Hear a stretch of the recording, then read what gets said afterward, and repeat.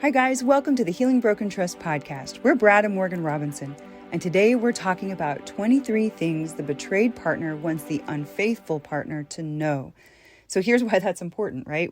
We're not mind readers. So let's just jump into it. The 23 things the betrayed partner wants the unfaithful to know about them, the relationship, what they're thinking. And what's the first one, Brad? Well, the first one is, I can love you and hate you at the same time. And so when you get betrayed, you don't quit loving the person right away, but you do lose trust in them right away. Mm-hmm. You do lose faith in them right away. And you're afraid that it's going to happen again. Right. But you don't fall out of love immediately. That takes time to fall out of love. But you do lose faith right away. You do lose trust right away. So a person can love you and not have faith in you or even hate you at the same time. And it's very confusing for the person who's been betrayed, and it's also very confusing for the person who's been unfaithful. And it also reminds me of the back and forth feelings that happen a lot. Oh, yeah. Well, it's just... Yeah, it makes people feel crazy. Right. People often come to me and say, I just feel crazy. I don't understand these feelings. Right. And that's one of the key things that people will say. Yes, so I can love you and hate you at the same time. But the second one here is, just because I haven't forgiven you yet doesn't mean I don't want to. So just because I haven't doesn't mean I don't want to. And I'm amazed at the growing body of research that we're unearthing. I mean, the quick fact for the listeners: did you know that anger is actually one indicator that a person is forgiving or is beginning the process of forgiveness? You think anger just means I'm going to punish you and it's over, but it's actually kind of hopeful because the person's starting or going through this forgiveness process. Yeah, exactly, Morgan. What you're bringing up, we're going to look at that later today. That's exciting. The third one is, this is what the betrayed, the injured party wants the unfaithful to know: don't give up on me. The betrayed want the unfaithful to not give up on them. And that's real important because, as you know, as you have been struggling with this issue to heal, there are a lot of confusing feelings. There is a lot of negative cycles that we get into. And what the betrayed is thinking is, don't give up on me. I'm still here. I need you. Don't give up on me.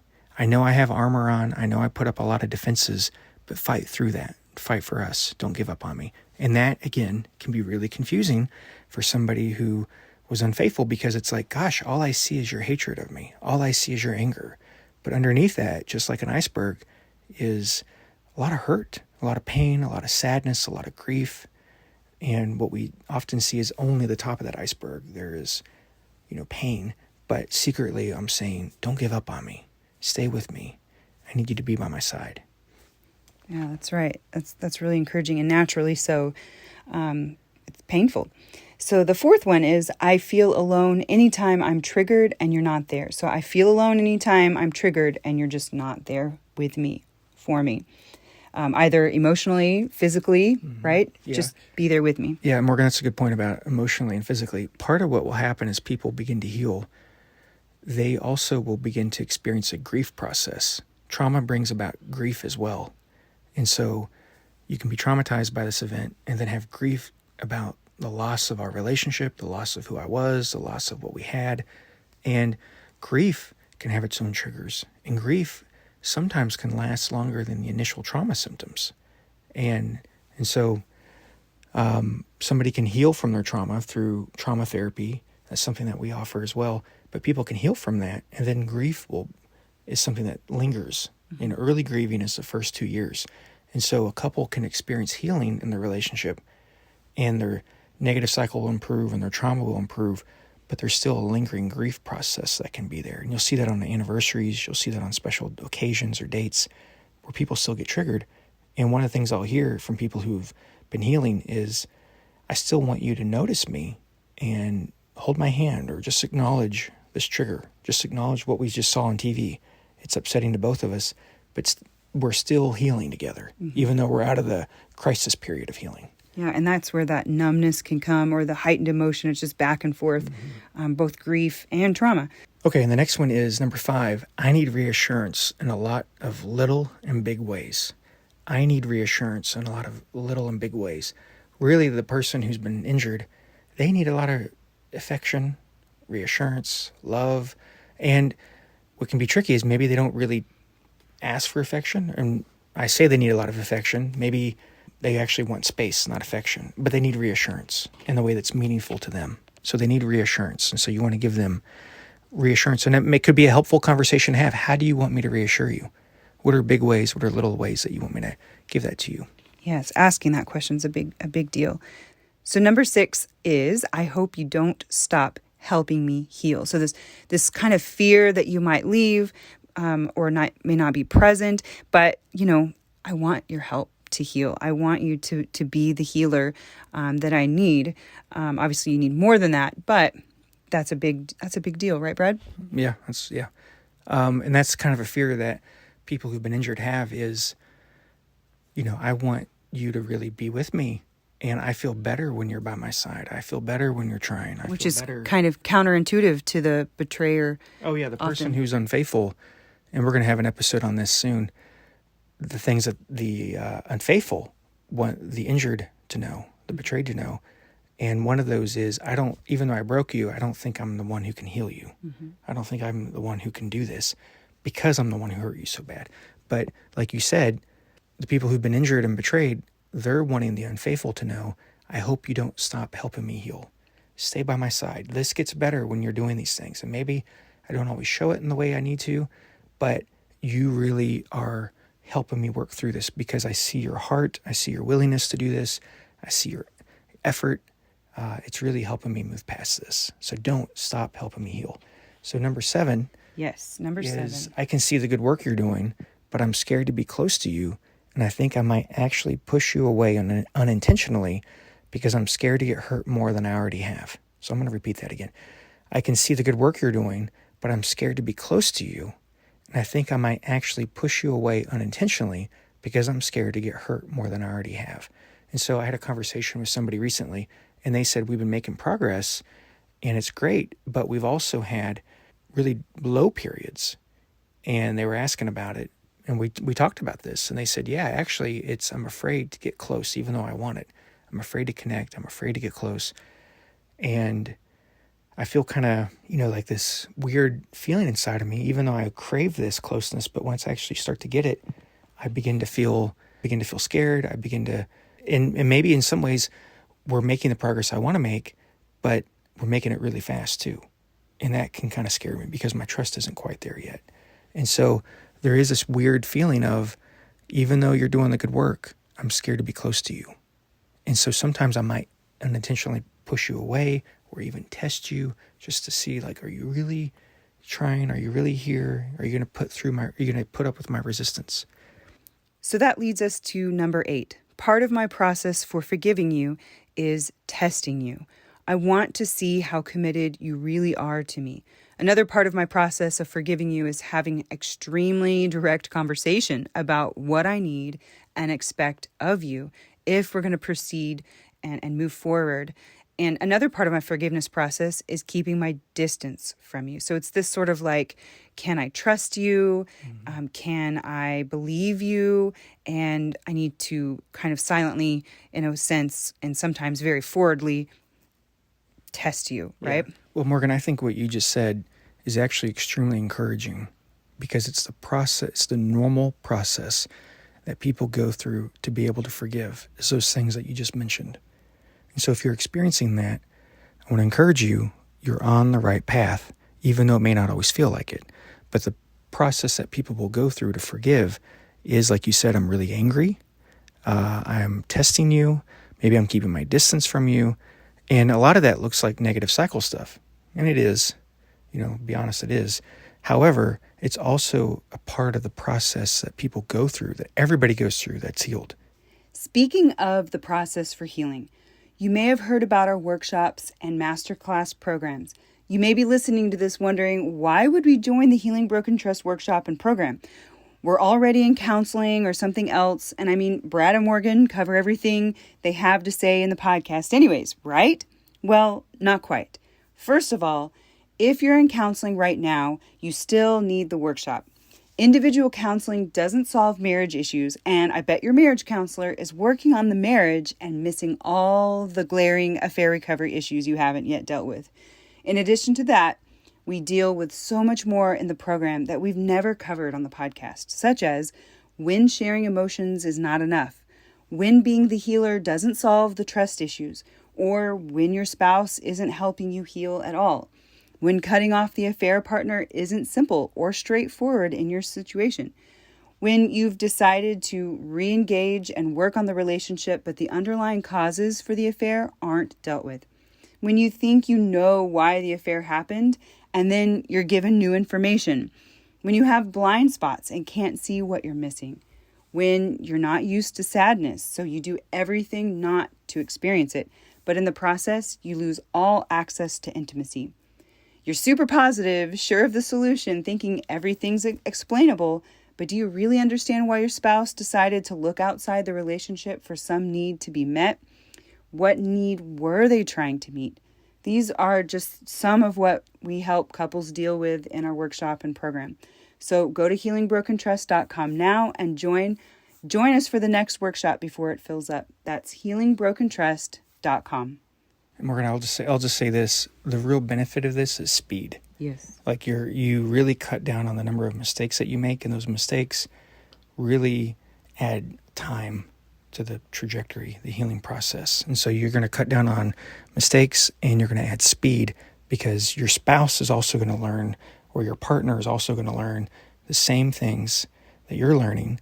And sometimes, usually what happens is one partner listens to the podcast, these episodes, and the other partner doesn't really listen to it at all, or maybe a couple episodes. But you're going to be in the same environment, learning the same information at the same time. And it's not a rehash of the podcast. Right. So I want to mention that. So it's a little bit of the same material, but it's also new material as well. And we only repeat the things that are necessary, maybe a couple hours of similar material, but then the rest is new territory that we get into, and it's really important. So, okay, into that. Yes. So 9, I've never felt such intense pain from anything. I've had big losses in life, but those were all easier than this betrayal. So let me say that again. I've never felt such intense pain from anything. I've had big losses in life, but those were all easier than this betrayal. And so I have had clients, I've said this before on the podcast, but I've had clients who have been in combat who said, I would rather go back to the combat zone and get shot at. I've had clients who said, I've lost children, and that was easier than this. I've had a client say, I've had cancer, and I'd rather go back and be diagnosed with cancer than find out about than discovering this affair.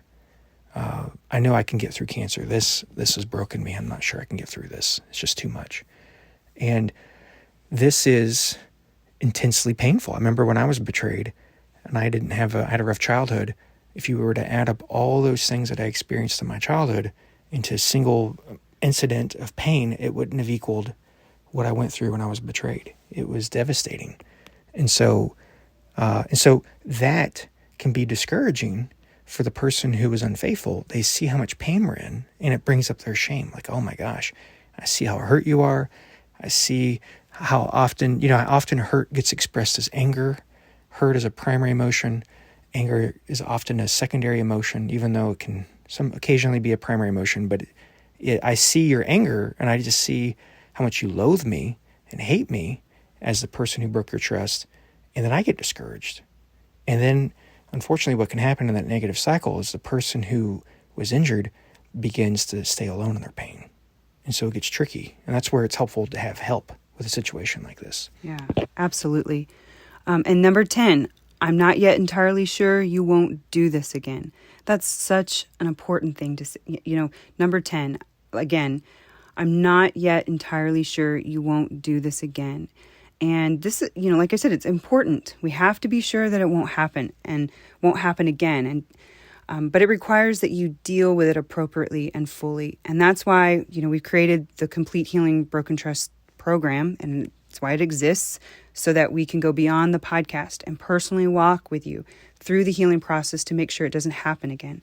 Number 11, you're the person I'd turn to in any of the other crisis in life, but this is a crisis you created.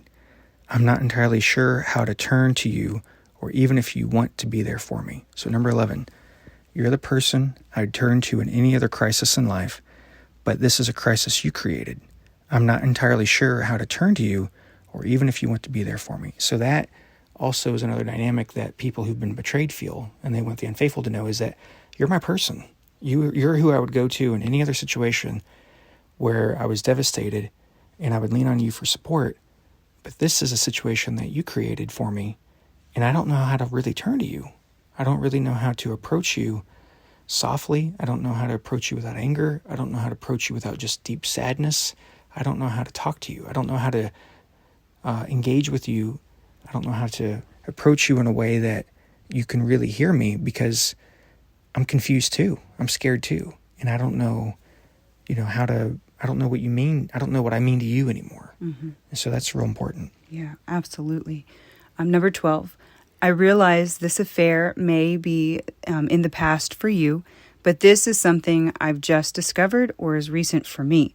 It's going to take me a long time to feel like I have peace with this, right? It can't be rushed.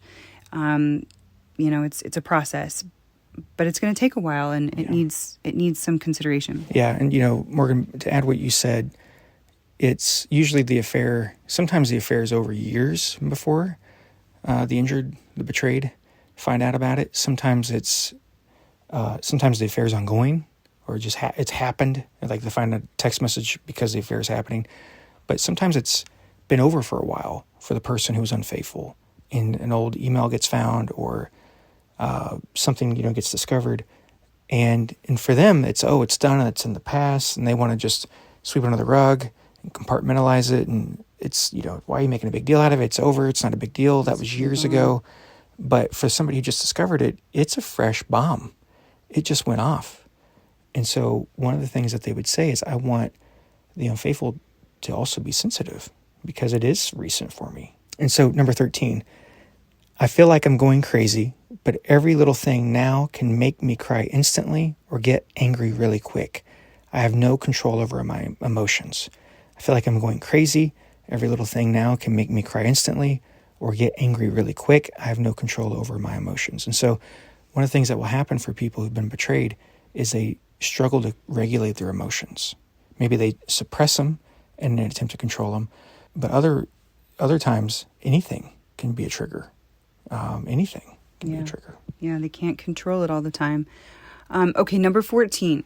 True joy and happiness have been stolen from my life.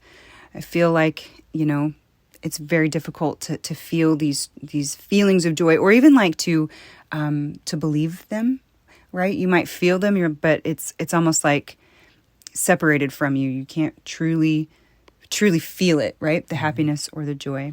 Yeah, Morgan, that's a good point, because a lot of people that come to the workshops, that's something they talk about. In fact, all of these things that we're talking about today, the people that I interact with at the workshops, this is something that they, will talk about. It's like, just the joy has been robbed from my life. I don't feel like I know who I am anymore. So that actually leads into 15. I feel numb and empty. I'm worried if I'll ever feel connected to you or anyone else again. I feel empty and numb.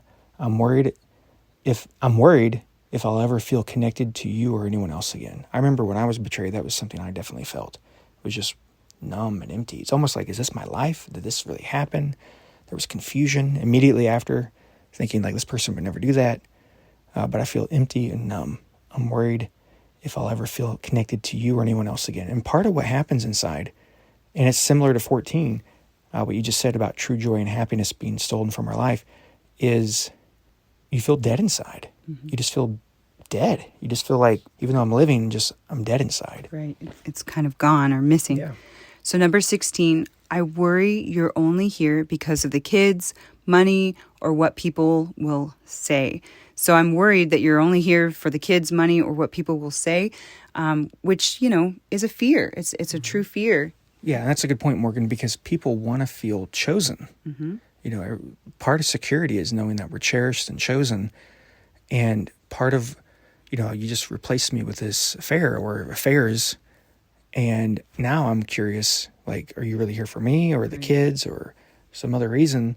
And part of what the betrayed, the unfaithful need, or it's the betrayed or the injured need, is they need the unfaithful to really help them feel chosen again. Yeah, and what I'm kind of remembering from the workshop, we have the I choose you exercise, right? Yeah, that's a really powerful exercise. That's one of the highlights. And it really helps people get out of that negative cycle. Mm-hmm. All right, so let's see here. So the number next one. 17, I'm worried that your recent good behavior won't last and you'll betray me again. But maybe not, that betrayal won't happen in 6 months or a year, but 5 years from now. So what the betrayed or the injured party want the unfaithful to know is that I'm really worried that your recent good behavior won't last and you'll betray me again. And maybe it won't happen in 6 months or a year, but maybe 5 years from now. And so I have to keep my guard up. Yeah, I got to keep my guard up. I got to test you. I got to see if you're really into this. And part of what helps, so this is real important. Part of what helps somebody who's been betrayed heal or begin to trust is they see how engaged the unfaithful is. The person who is involved in the affair or affairs is. I see how motivated you are. I see how hard you're trying. And so that trust can start growing if I see your engagement. Yeah, absolutely. Number 18, I know I drive you crazy asking questions about what's happened, but I really do need to know why you did what you did. When you're patient and answer my questions, I have hope that we're going to get through this. But when I sense I'm being lied to again, it feels like you're keeping secrets with your affair partner. I need you to be honest with me so I know what I'm getting myself back into. I need to know that you're being honest so I know what I'm getting myself back into. Mm-hmm. Yeah, so to read it again, I know I drive you crazy asking questions about what happened, but I really need to know why you did what you did. When you're patient and answer my questions, I have hope that we're going to get through this. But when I sense I'm being lied to again, it feels like you're keeping secrets with your affair partner. I need you to be honest with me so I know what I'm getting myself back into. Yeah, Morgan, that's a good point. And that's really what it is I need to know what I'm getting myself back into. Part of it is I need to know, of course, what happened, but I also need to know, what do I mean to you? That's really what I'm trying to get to, is what do I mean to you? And that's part of why we're trying to get all this, or get questions answered. It's a trauma. It's a normal, natural need that people have to know why or what happened, and to get basic questions answered. But ultimately, what people are trying to figure out as well with that is, what do I mean to you? Mm-hmm. Was this just, were you thinking of me? Were you not thinking of me? What happened? And so, Morgan, what you said, number 18, ties into 19, which is, I won't like the answers to the questions I'm asking of you, but I can tolerate the answers much more than you give me credit for. That's really important. That's extremely important. So I won't like the answers to the questions I'm asking of you, but I can tolerate the answers much more than you give me credit for. So let me explain something. If somebody finds out about an affair, and if they don't leave right away, and they say, I'm here, let's try to figure this out. And there's a normal natural period where people get very angry and maybe separate, for days or a few weeks. And then if they choose to reconcile, part of what they're saying when they're choosing to reconcile is, I can deal with what you've done, everything that you've done, even the things I don't know about. They may not be using those words, but I have met a handful of people out of the thousands of people I've worked with personally. I've only met a few people who couldn't deal with additional truth or additional revelation. If somebody is choosing to accept you or take you in at least and to begin the healing process, and they are also saying, I can deal with the truth, but I need you to be honest with me. Yeah, fully honest. That trickle truth is where it gets pretty bad. Yeah, and Morgan, something we talk about at the workshops is we talk about attachment injuries, relationship injuries, and there's 5 types of attachment injuries, and one of those is deception. It could be financial deception. Of course, it could be lies, dishonesty. But what happens with broken trust is, not only did I get betrayed with infidelity, which is one of the types of attachment injuries, but then I get you lying to me continually. Mm-hmm. And that makes it where that ends up becoming more hurtful than the actual infidelity that occurred. Because now I'm broken and hurting, and you're not here for me.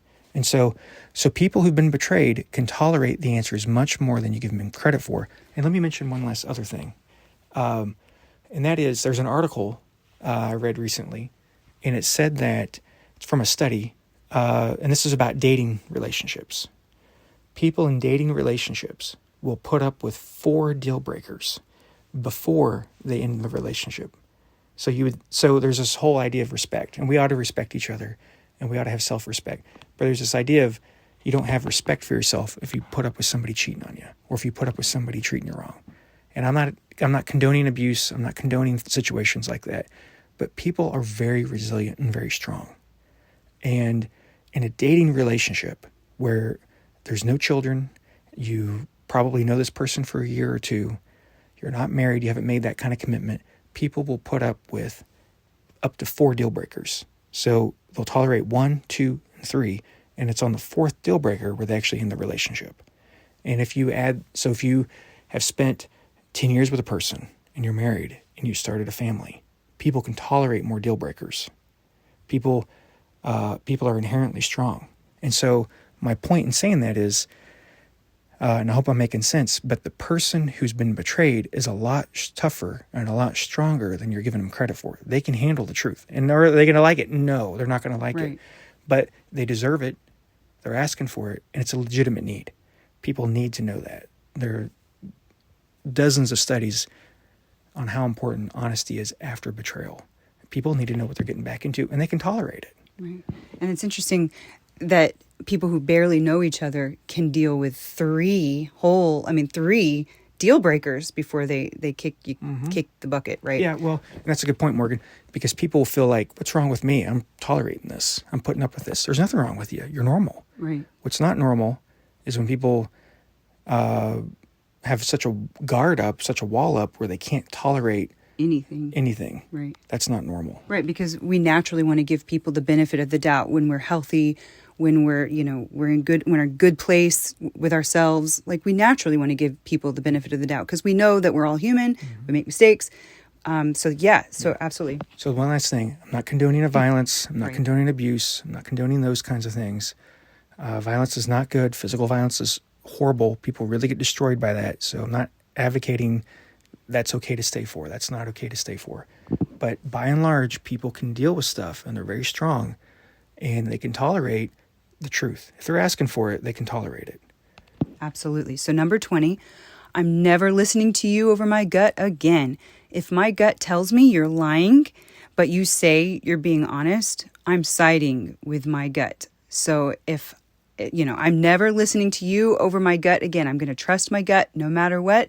And if my gut tells me you're lying, but you say you're being honest, I'm siding with my gut, which kind of flies in the face of 19 just a tiny bit, but not really, because they're both very true. No. So Morgan, this is real important. People will start to say this, what you're number 20, people will start saying that. I'm not listening to you over my gut again after there's been a lot of deception, after there's been a lot of betrayal. So 21, I feel partly to blame for this happening to me. I think if I were a better spouse or companion or listener or more supportive or did more things you were interested in, this wouldn't have happened. And so this is how people feel after they've been betrayed. It's a universal feeling. Anytime somebody experiences something traumatic, is to blame themselves for it. Everybody does it. Like people, and it's nature's way of empowering us.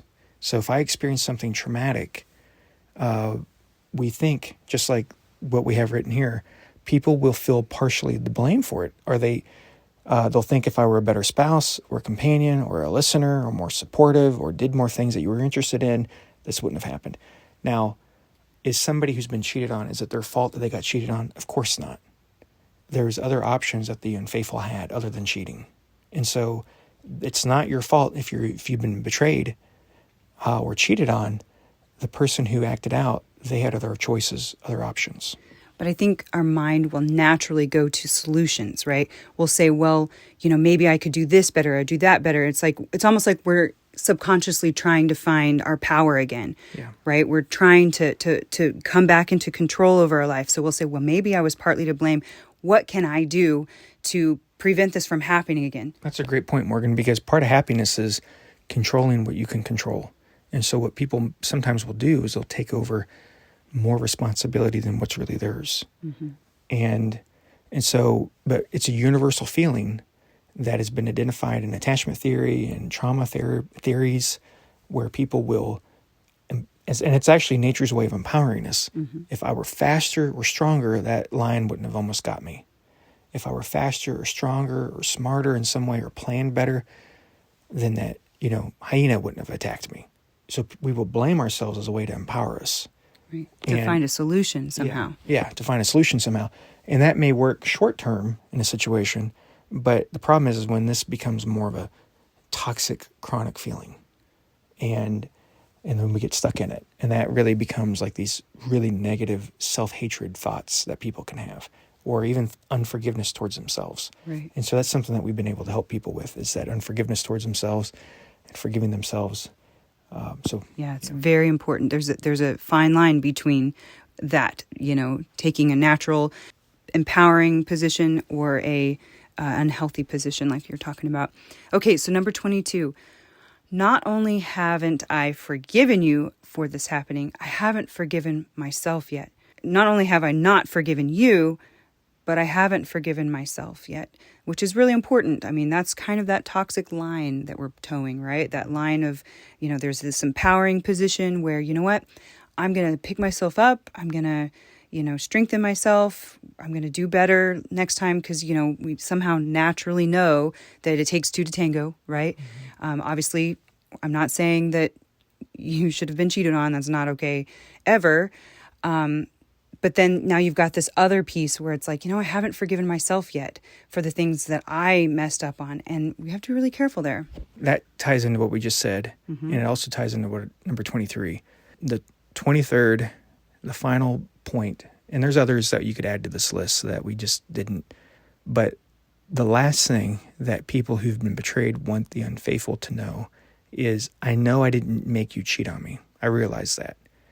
But I really struggle with feeling like if I were better, you wouldn't have done this. Yes. And so that's, again, part of that unforgiveness towards ourselves after we've been betrayed. Mm-hmm. So I know I didn't make you cheat on me, but I really struggle with feeling like if I were better, you wouldn't have done this. Right. So in my mind, my logic tells me one thing, but then those emotions and the trauma and all of these things, they'll come up and up and up over and over, and it can be really hard. It's a back and forth, right? So we have to check those feelings and check those thoughts against the truth, which is it's not your fault, and no one should ever choose cheating, ever. Yeah, exactly. It's not a way to solve a problem. Thank you for listening. If you found this helpful, leave a review, and we would love to see you at one of our workshops as well. That's right. And you can find information about how to work with us at healingbrokentrust.com. And we also have several things you can download. We have lots of really great tools. So please go on over to healingbrokentrust.com. You can also chat with our office staff, and our client care coordinators can help you answer any questions that you have as well. Thanks, guys. Yeah, thank you.